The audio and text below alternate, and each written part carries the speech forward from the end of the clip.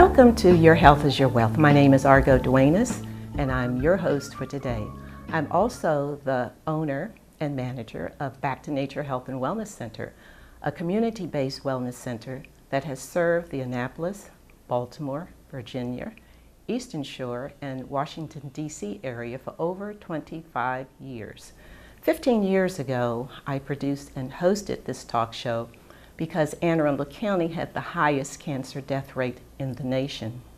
Today, I'm here to report that there has been little progress.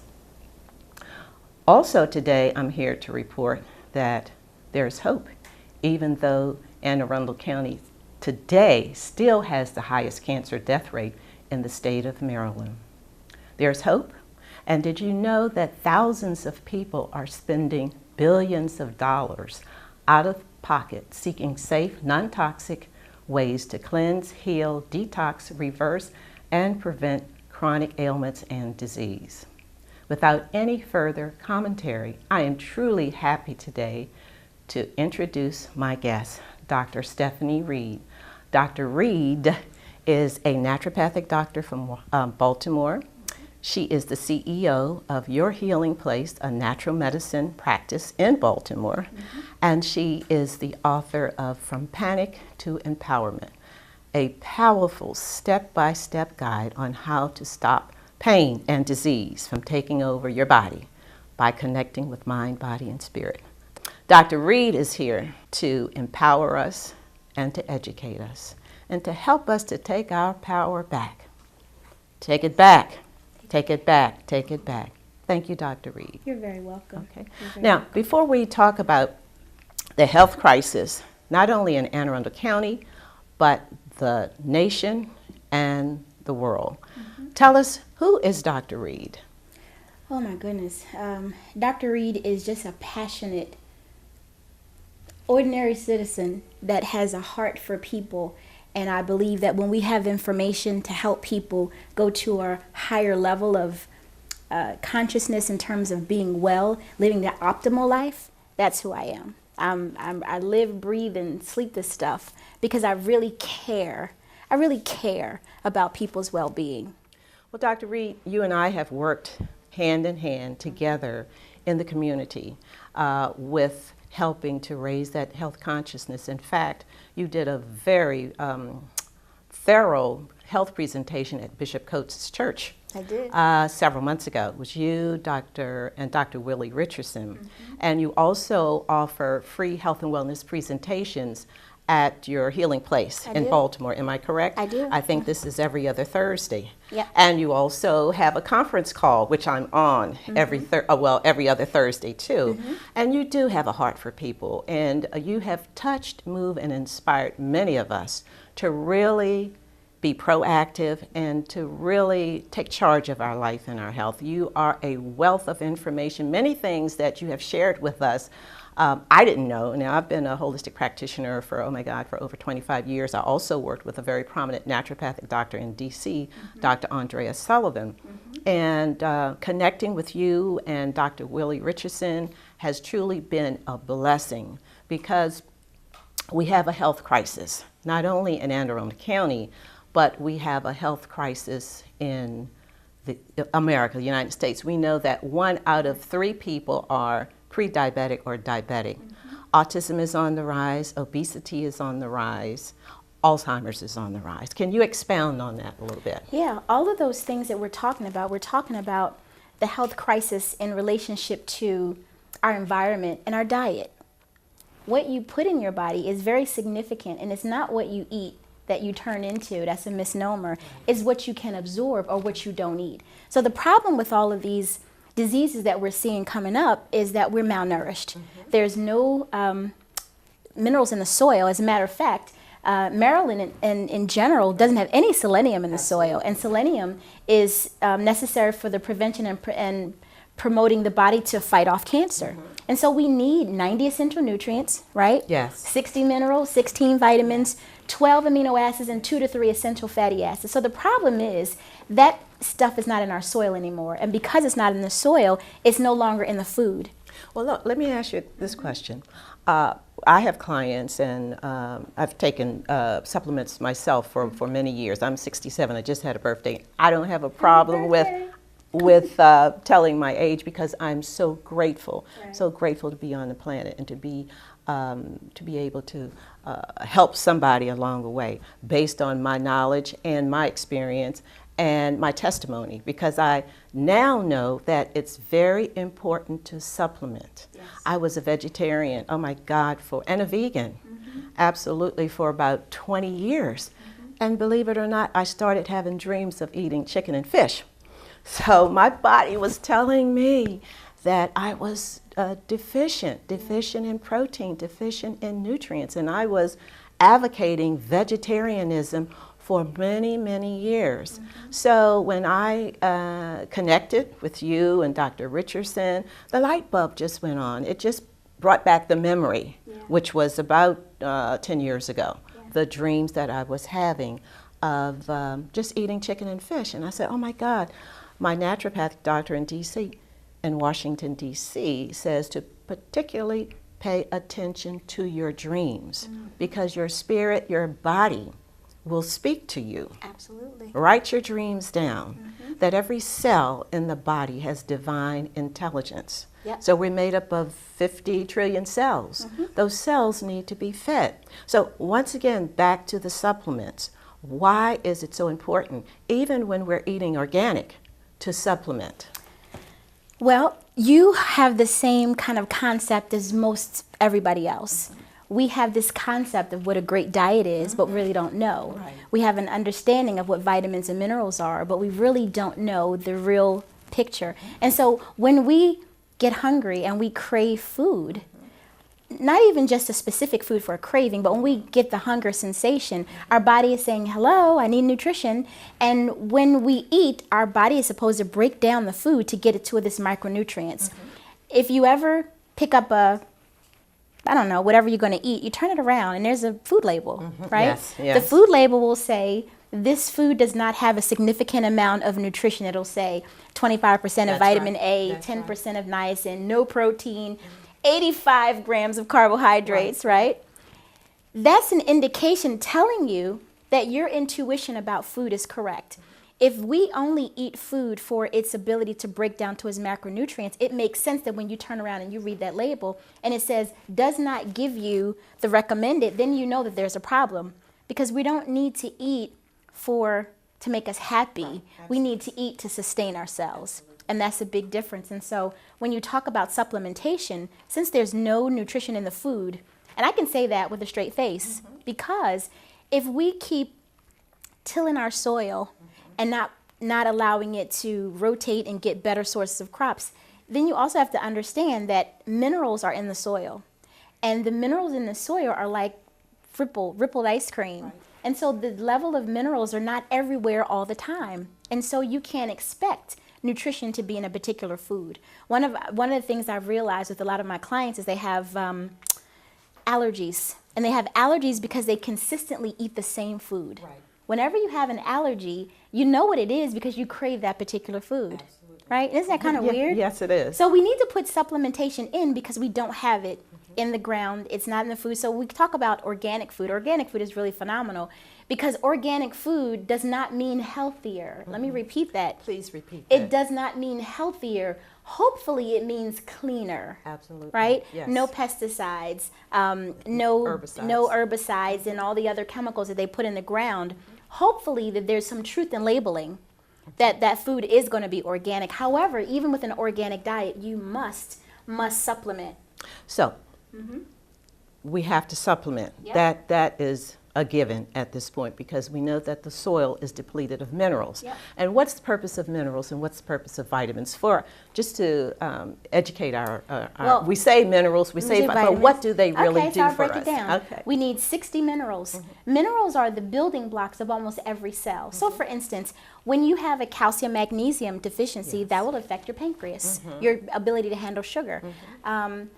Your calcium also has an effect on your thyroid gland, also on your heart and your blood vessels. And so we need minerals. But here's an interesting thing about minerals. Your body cannot manufacture them. Absolutely. Right? And so since your body can't manufacture them, if you're not getting them from the source of hopefully your diet, then eventually your body's going to break down. And your body's breaking down because it's screaming for the nutrients that make it do its metabolic functions and feed the cell. And if you don't have it, it breaks down. So when we're not getting minerals in our bodies, then we become mineral deficient. Am I right? Absolutely. So let me give an example.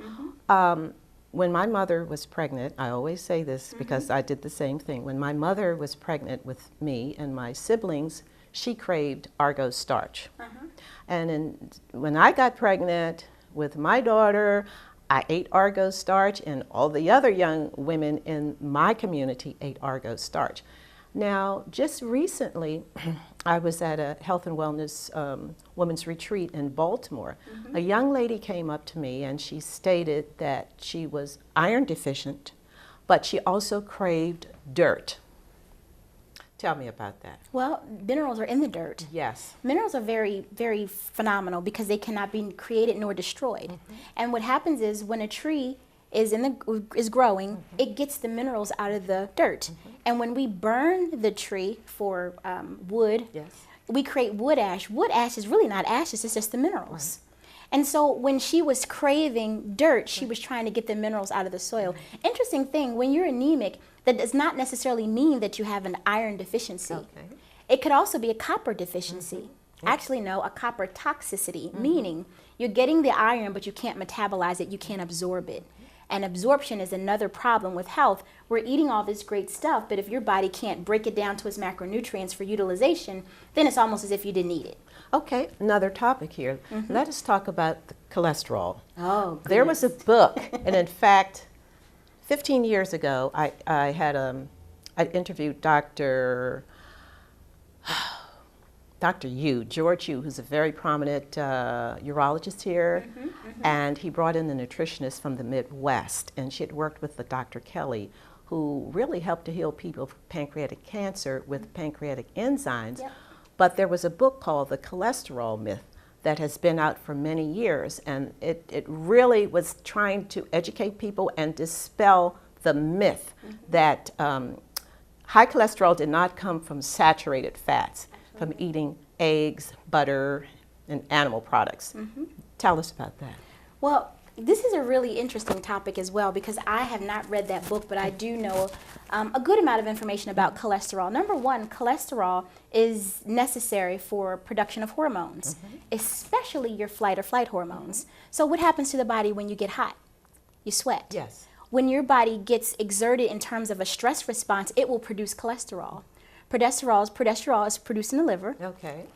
And what happens is, if you don't have cholesterol in your diet, your body will start taking the cholesterol from other sources for utilization of production of those hormones needed not only for fight or flight, but also estrogen, progesterone, estradiol, cortisol, all those other hormones that we need.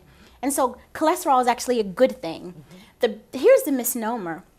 Cholesterol has the bad rap of creating pulmonary embolisms, stroke, heart attacks because of, gets clogged in the artery. But here's the truth. The truth is we're eating this standard American diet. It's creating significant amounts of inflammation in the body.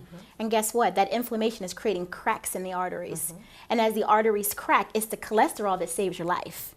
Right? And so now we've demonized cholesterol because we're looking at it from cholesterol being the problem. But if we were brave enough, courageous enough to tell the truth that it's in the diet and everything that's being promoted for us to eat, that's what's really causing the problem. I think we would see a lot of greater results with people diminishing that fear of cholesterol. So it's okay to eat eggs? Absolutely. Eggs are the perfect food. Yep. The yolk has nutritive value, has choline in it, and it's very, very healthy for you. So it's okay to eat eggs. Yes. It's okay to eat butter.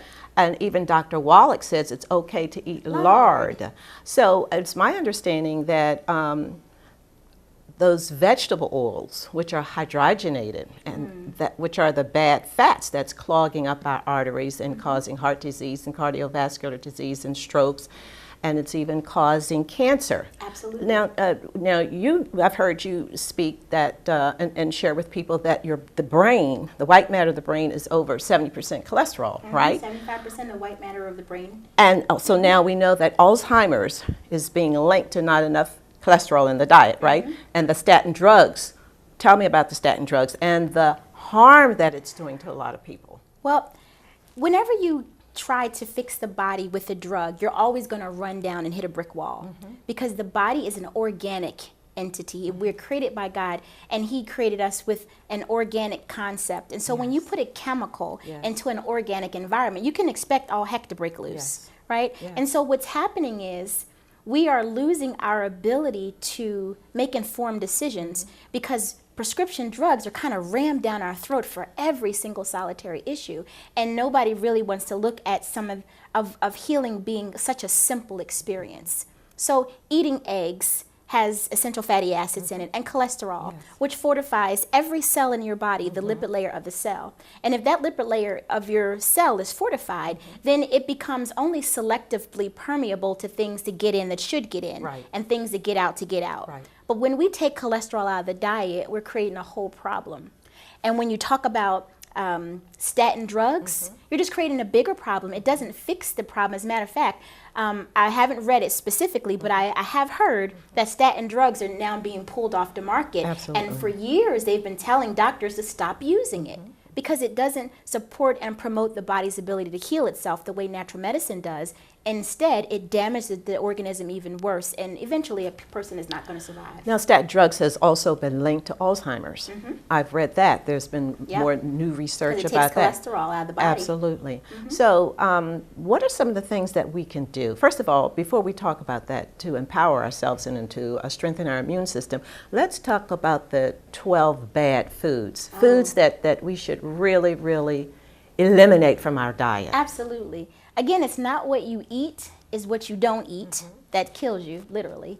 And the 12 bad foods are very significant for everybody to know, because the 12 bad foods encompasses everything we eat. And so is it such a stretch to understand that what we're eating is causing the disease, in addition to the lack of nutritional value of the food and non-supplementation? So when we talk about the 12 bad foods, we're talking about the first huge assault is wheat, rye, barley, and oats. Those are gluten foods. And so you go to the market and you see gluten-free. When you look at gluten-free foods, please be mindful of reading the label and make sure that a gluten food is only really made with rice flour, brown rice flour, millet, and some other grains. But and not potato. Wheat, not potato starch. Yes. Right? Yes. So wheat, rye, barley, and oats. But here's an interesting thing. Everything that's marketed to us has all those things in it. And so when you have a gluten food, you can expect to have gastrointestinal problems because it creates inflammation in the gut. When you have inflammation in the gut, it damages the villi, so nutrition can't even be absorbed. And so a lot of our diet is creating that malnutrition experience in us. So what are those foods? My mother says, I eat oatmeal every day. Oatmeal is not your friend. You know, I grew up on oatmeal. My grandparents fed us oatmeal every day. But you know one thing, when I stopped eating oatmeal, I noticed a significant change in my body. I didn't have as much mucus, even eliminating the gluten products, because a lot of foods have hidden gluten in it. Absolutely. I'm down to a size 6 now. I've never been on the heavy side, but the most I've weighed was maybe 145 and weighing a size 8. I'm at a size 6 now comfortably, and I don't have a belly. So that, I've had allergies all of my life. So I know now that it was from the food. Okay. Go. So that oatmeal thing is really interesting. You know why? Because oatmeal is supposed to be the good food. Sticks to your ribs, good source of fiber. Absolutely. What's wrong with the oatmeal today, and why were we able to eat it Then. 20 years ago? Well, what happened is we have genetically modified grains. Absolutely. Genetically modified grains allow grains to grow without the damage of pests. However, not only is the grain genetically modified, but Roundup is sprayed on the ground for the weeds. And so you have this genetically modified grain infused with a pesticide. And it creates a proteins, grain proteins, and they're daisy chained together. Those daisy chains are now so tough that the human stomach can no longer break it down. So we can't digest the We food. can't digest it. And so, inflammation. There you go. And so what happens is we have things like gastroenteritis, we have acid reflux, we have colitis and diverticulitis, but it also manifests in skin problems, right? If you have an eczema or skin problem, that's a gut problem, Right. a gluten problem. right. A lupus is also tied to a gluten problem, also a gut problem. So you have that disease thing going on with the grain. So we understand now wheat, rye, barley, and oats, but that means everything that's made with that. So your whole grain bread is not your friend. Right. And we were taught that, Absolutely. right? Cereals and cake mixes and cookies and crackers, all of these things have that now really bad gluten protein that causes so many problems. Another food that we should stay away from is fried food. Absolutely. Fried food is the devil. Yes. And the reason so is because it's when you fry and heat a protein to a certain temperature, it creates heterocyclic amines, and that causes cancer. And so you don't want to eat that when you know it's going to cause cancer. Absolutely. So no matter how good that church's fried chicken looks after a Sunday service, please don't eat it. And so many of our people in the community are just addicted Yep. to fried chicken. Yep. So why not bake? Go to bake. Am I right? Yeah. Bake your fish. Bake your, Yeah. that's an alternative. It is. Yeah. It But is. we have to take charge of our life and our health. What about corn and soy? Oh my goodness. Corn and soy for the same reason as the grain, because it's genetically modified.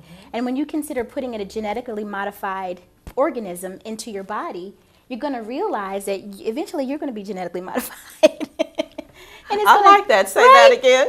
When you put a genetically modified substance into your system, it's going to eventually have an effect on your genetic. Absolutely. And that's why we have these crazy diseases and these cancers and stuff coming out. Now, you mentioned genetics. What is epigenetics? Because we hear so many people say, Yeah. my clients say, oh yeah, well my mom had hypertension and my brother had diabetes and it all runs in the family and everybody is constipated and it's, it's a genetic thing. Nope. We know now that it's not genetic. It's not. What is genetic? Your eye color? Very few things are genetic. I always say funny things like your family hairline. You can Right, tell a your family ge- from the hairline. right. Their eyebrows, the shape of the eyes, the shape of the color. Right. The shape of the jaw. Those things are genetic. Those are DNA. But not diseases. Not Diseases are not genetic. No, they're epigenetic. And what that means is above. Epi means above. Above genes. And basically it's cultural and environmental. So if you have several organisms, let's say people, and they're in an environment where potentially they could get diabetes and cancer and because they're having a poor diet and they all have stress, then you know that there is going to be a disease within all of those people in the same environment. But that's not because we have the same DNA. Okay, so don't eat fried food if your mother ate fried food. If your brother, Absolutely it's your not. family, you cannot blame it. Now that you have enlightened us and empowered us, I am just so happy. I want you to come back because we're running out of time, I believe, and I want you to come back to Annapolis. I know we will be doing some more work here, some more workshops. Sure. I want to thank you, Dr. Reid, for Thank taking you. time out from your busy schedule, your wealth of information, and I hope you have gotten some value out of our show today. Remember, your health is your wealth, and at this very present moment, we all have the power to take charge of our life and our health. Thank you.